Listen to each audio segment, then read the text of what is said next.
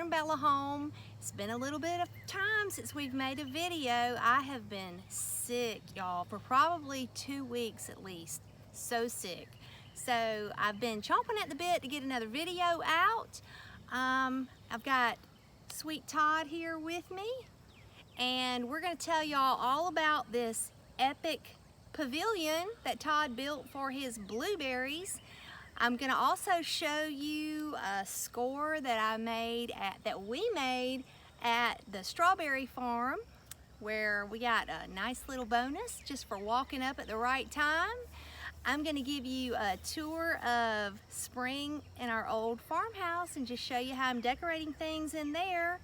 But before we get to all of that, I want to talk to Todd and let him answer some questions about the blueberry pavilion back here, because I know a lot of people are planting their blueberries, and when we were at Home Depot the other day, we heard people buying things to try to protect their blueberries from birds and from deer. So where we live, there is a deer population, and the birds will peck your blueberries to death if you're not careful. So when we got ready to plant, what did we know we had to do, babe? We had to protect our blueberries. Because we want to eat them, right? We love some blueberries. We figured out how to keep all the animals out except for our boys. That's right. That's the biggest threat we have right now. If we can keep them out, we'll come back later and tell y'all how we figured out to keep the kids out of the blueberry patch. But we think we have figured out the way to keep the animals out. So I'm gonna turn it over to Todd. I'm gonna ask him a few questions, and then I'm just gonna kind of turn it over to him. We're gonna walk over and show y'all what he did for his blueberries. So Todd, now how many blueberry plants do you think we have planted over there? Well, we had, I think, 6 from last year, and we put 3 more in this year. But we struggled with about 2 of them. Didn't want to grow, but we had good success with the others. And we know that probably our number one predator, would you say, is the birds or the deer? Birds. Okay. We have another blueberry bush. It's an old bush, and approximately half of it's already dead, or maybe even a little more. But it's covered with blueberries, and then they're gone. It's all birds. Yeah, they'll peck them to death, and they're just too good. We didn't want to lose them. So I think I'll just let you kind of give an overview of what your thinking was as far as what you wanted to build, and then we'll walk over and take a look at what you've done. And y'all overlook the haze. It has just rained, and there's kind of still a lingering mist in the air, but we've had so many rainstorms that we've had a hard time getting a time to get out here and videotape this for y'all. So Todd, tell us what your thinking was about what you were going to build and how you decided on the size, and materials. Well, first we knew we had to be able to walk in it, and based on our last big fig tree, we had to cover the top. You know, you have to cover it and completely cover every hole. So we needed something that was light, that we could get up over us and keep the birds out primarily. Deer, we could have used something hard, but we thought something light, plus, and most importantly, we got to let bees fly through it to pollinate, right? So we need to have bees be able to easily get through the fence. So that's where the challenge is, finding something like a bird netting that lets the bees through but keeps the birds out. That's right. So that was a primary goal. And of course, one thing leads to another too, right? And also we had cages around them last year that didn't let the bees through. Right. So that's how we found out that our netting was too small and the bees could not get in to pollinate. Right, we used rabbit wire. We used rabbit wire around the base, and then the top was open with just like chicken wire laid over it. Looked like it'd work, and it did to a point. But we struggled with that, so we needed something where we could, because we couldn't get the berries off it. Yeah. Right. That was another hassle. We had to take the cage apart to get the berries out. That was better at keeping our boys out, because it was such a hassle. But it was kept a hassle. Us out too, right? Yeah, it kept us out too. But anyway, so we said the heck with that. But so we built this little pavilion, as Sharon calls it. We're trying to figure out a name for it. We just came up with a name. The Blueberry Pavilion is the best name we can come up with it. So, and it's kind of manifested into more and more You know, first we built the structure and we just had the bird netting going down to the ground. Then we decided, well, it's too hard to speed trim or weed whack around it because you don't want to damage the net. So then we put a board around it. So it's been a little bit challenging. And then, of course, once you see how we've constructed it, we started to get a little bit of a sag. Well, you're banging your head into the roof, so we decided we'd put a post in the middle. But we'll show you that in a minute.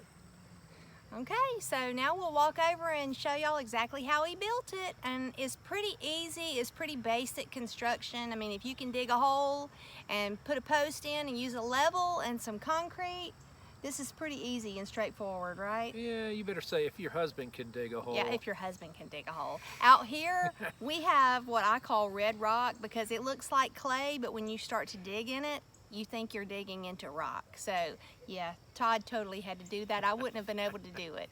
So right now we're gonna take y'all over and show you what he did. All right guys, so here it is. This is what we're calling the Blueberry Pavilion. So we have 4 corner posts and we have a center post. And I'm just gonna walk around and show you, and then I'm gonna let Todd explain to y'all what he did. Come over here too. Okay. All right, so first off, it's just deer fence from Tractor Supply. Comes in this is 7 foot deer fence, and I think it's 100 foot in length.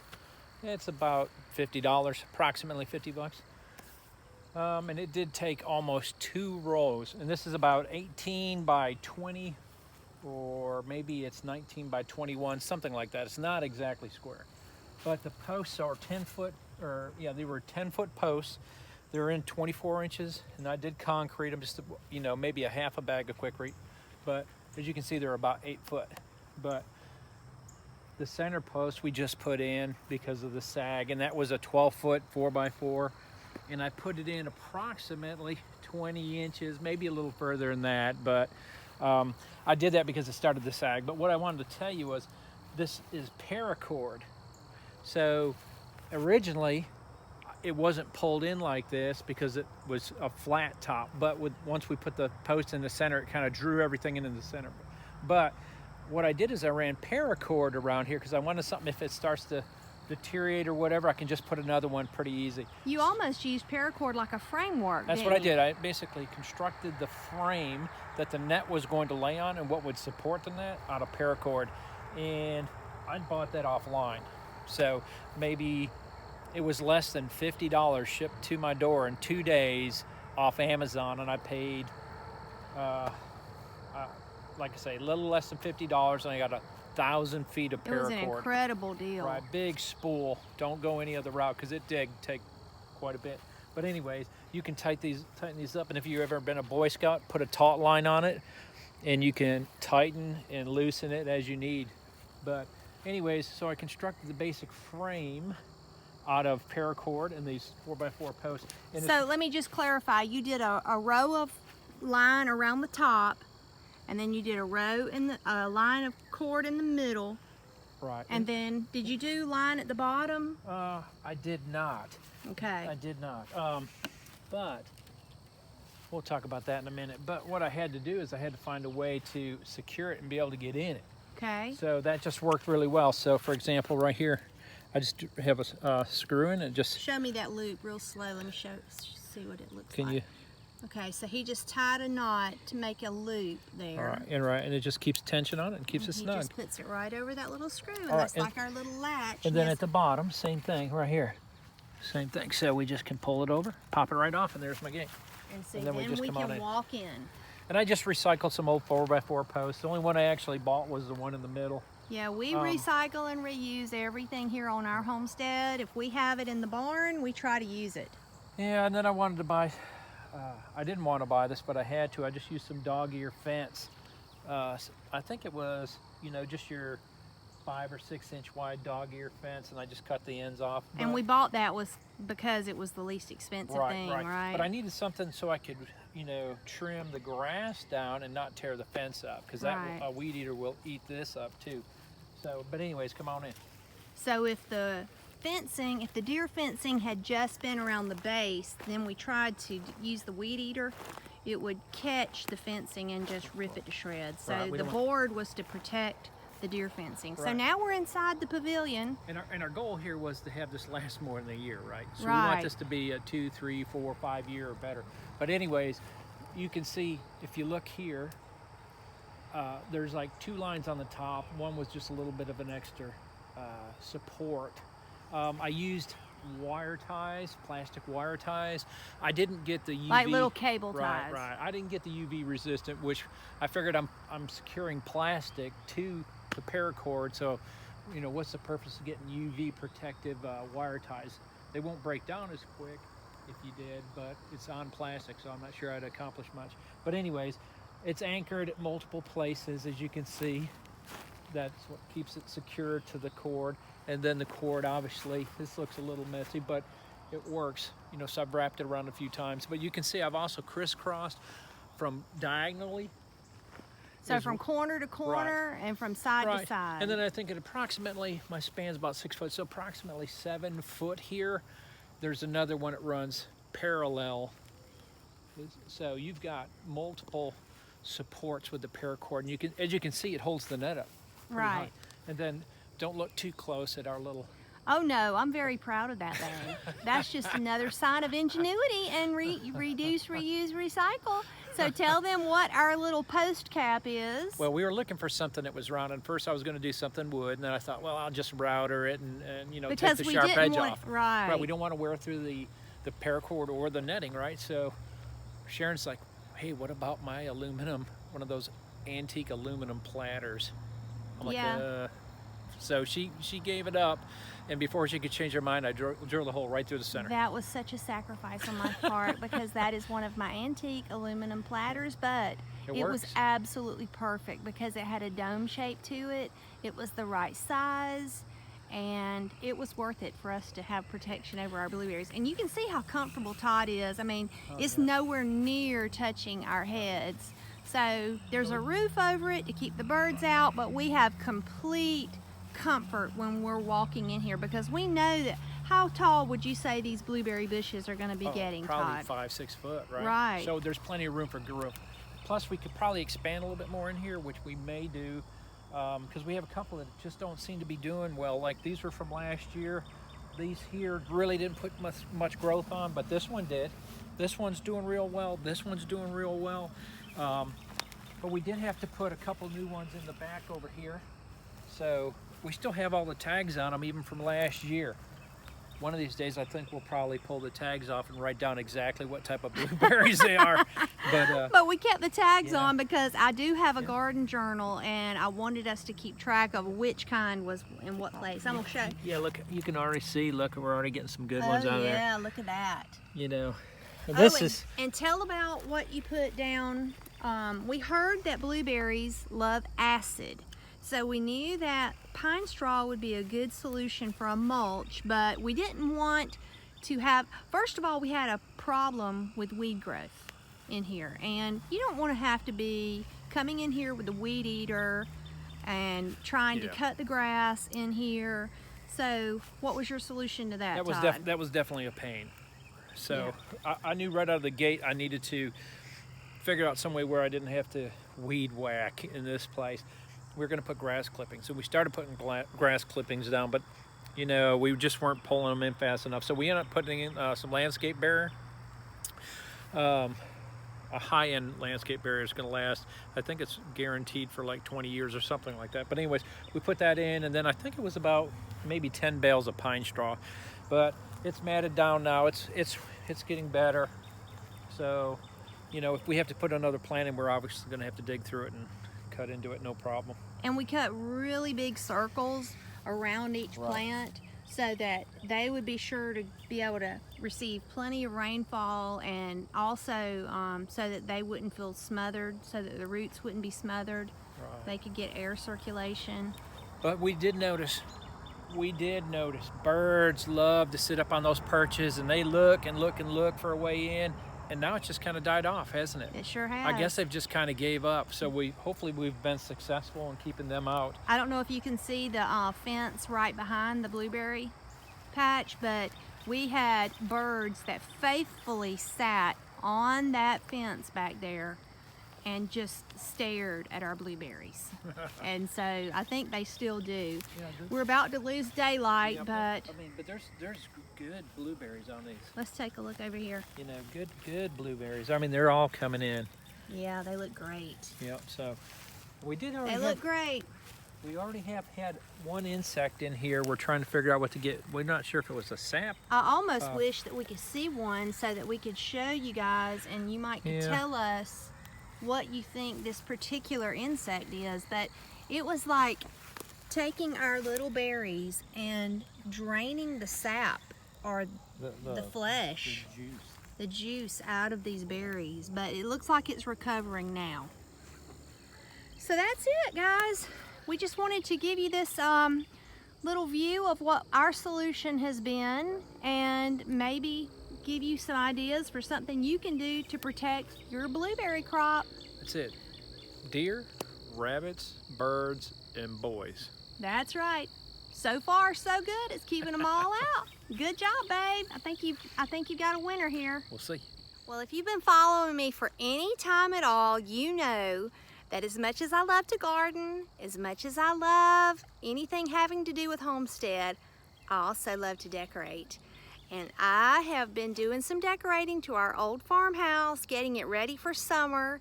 And I have kind of honed in on a particular color that I am loving. So in my frugal way, I'm kind of changing things up. Didn't go out buying new things, but I pulled out everything that I had that was blue. I'm loving the color blue, and I just want to show y'all around the farmhouse and show you ways that you can decorate with things that you probably have in your cabinets, in your pantry, in your closets. Pull those things out and you can make it feel like you have all new things to decorate your house for the summer. So let's go check out what's inside right now.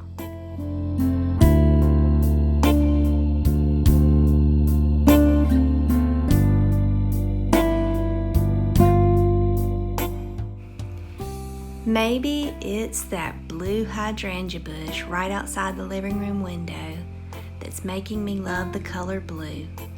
But whatever it is that's making me love the color, I'm enjoying pulling out all the blue that I have hiding in closets and drawers and cabinets and scattering it around the house. And I love bringing in clippings from that hydrangea bush, putting them in every available vase you can think of. I could not resist this adorable fabric from Hobby Lobby with little cotton bowls on it, since my son is a cotton farmer.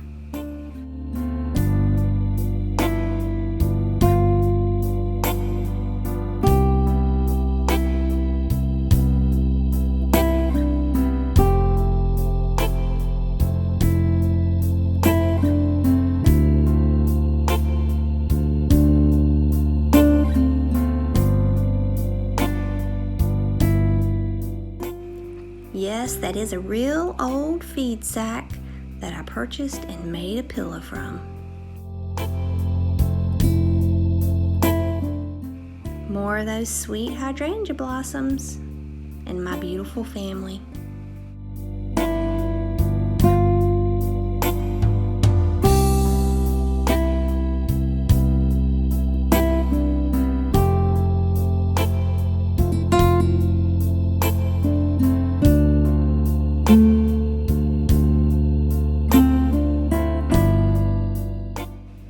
Todd bought me this gorgeous little church at the Apple Festival in Ellijay, Georgia. Then he promptly came home and learned how to make them himself.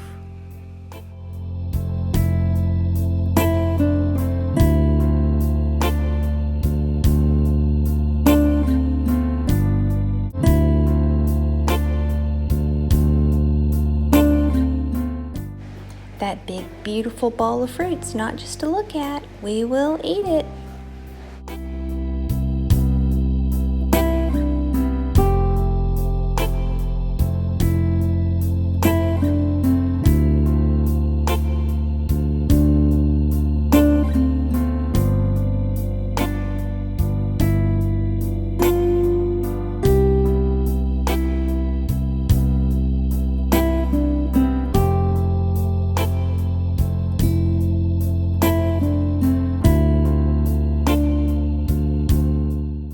This table and chairs used to be in the home of my parents, a sweet gift when we bought the farmhouse.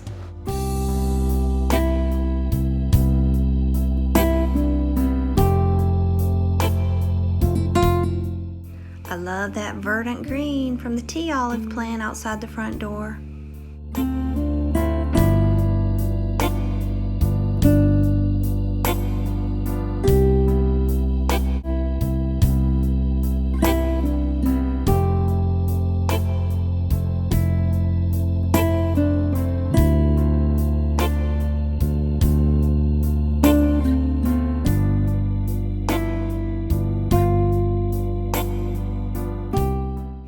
I had to add a few blue touches to Miss Belle, my old stove, just some of my beautiful blue hydrangeas, some of my antique blue and white blue willow china, and just a couple of other pieces of blue and white pottery here and there to drive home that blue color that I'm loving so much.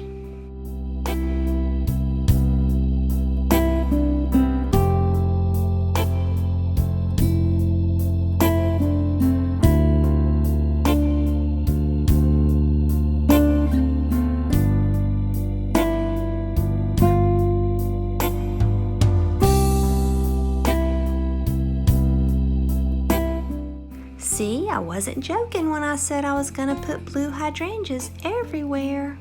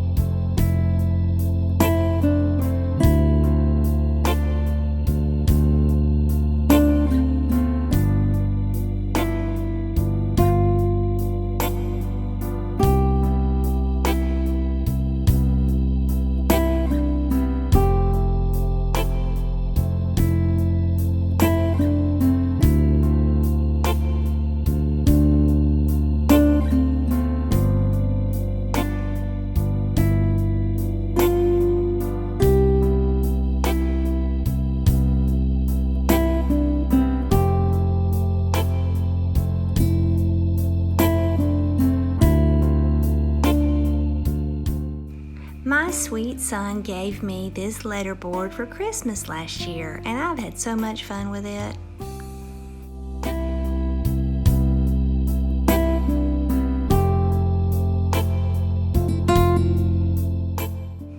Here's a little decorating tip for you. Put your oil diffuser in a pretty old piece of pottery to match your decor.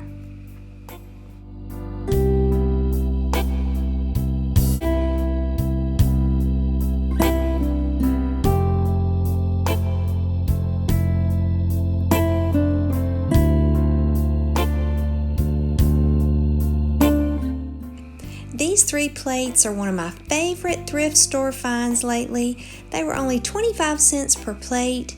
There's a little plate with a mom, a dad, and the children, and they're just frolicking and playing and having a little tea party in the garden, which I think is the perfect place for a tea party. I enjoy this wreath on the cabinet door, and I keep the ribbon changed to make it match.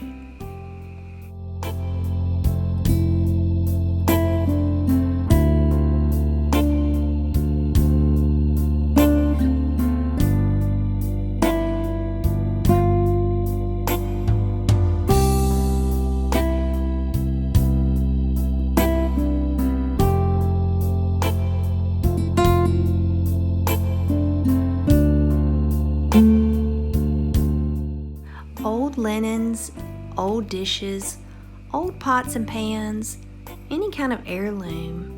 Those are the most beautiful things to decorate with, in my opinion. I bet you have some hiding too that you could use. So tonight we had to go run an errand in another neighboring town, and on the way we thought we would stop by a new little U-Pick strawberry farm that we heard about, mainly because we wanted ice cream. But while we were there, we thought we'd pick up some strawberries. So as we're walking up to the barn where the strawberries are, The gentleman who owns it came riding up on his lawnmower and he had a 5-gallon bucket full of strawberries that he had just picked, but he said he could not sell them. Some of them were bad, some of them were just a little bit darker than normal, but he said for the ones that are the ones that they pick, he could not sell them. And he was about to go throw them in his strawberry pile, as he called it. I spoke up and said, if you're gonna throw those away, I'll take them. Because I was looking at them and so many of them were good. So I want to show y'all, we got 3 flats full of strawberries. Now granted, not all of them are okay, but most of them are. So I'm standing out here, it's getting dark, but I just came home with 3 flats of strawberries that I'm gonna cut up and get put in my freezer. So y'all take a look at what I got. Okay y'all, here they are. Look at that box. That's one of them. Then there's 2, and there's 3. Now, most of those strawberries are completely acceptable. So, I'm about to get busy putting me up some strawberries for, as VW Family Farm says, free 90 free. We all know it's hard to beat free 90 free. Right, Andrea and Ben? So, I'm so excited. Anytime I can get farm fresh produce, but to get it for free? You gotta be kidding me. Yeah. Well, y'all, that's it for our video today. I hope you enjoyed everything that we shared with you. Maybe got you some inspiration for protecting your blueberries.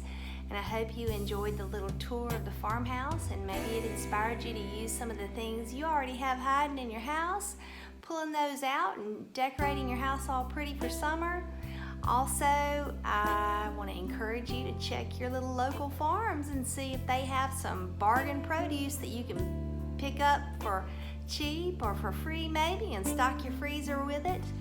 We've got a garden tour coming up really soon. You won't believe how the garden has grown.